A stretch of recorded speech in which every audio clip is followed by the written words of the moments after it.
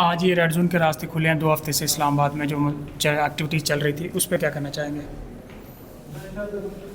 دیکھیں، راستے جو انہوں نے بند کیے، اسلام آباد جس طرح جیم ہوا، وہ میرے خیال ہے اسلام آباد کی تاریخ میں اسلام آباد اس طرح کبھی بند ہی نہیں ہوا۔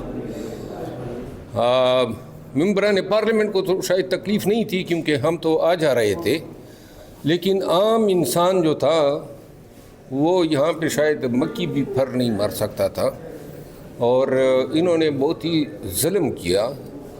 یہ اس طرح کی اگر ہمیں مہمان نوازی یا مہمانداری یا میزبانی ملتی ہیں، اللہ کرے دوبارہ نہ ملے، کیونکہ جو تکلیف اسلام آباد اور پھر پنڈی کے لوگوں نے بھگتی ہے نا، وہ بہت زیادہ ہے۔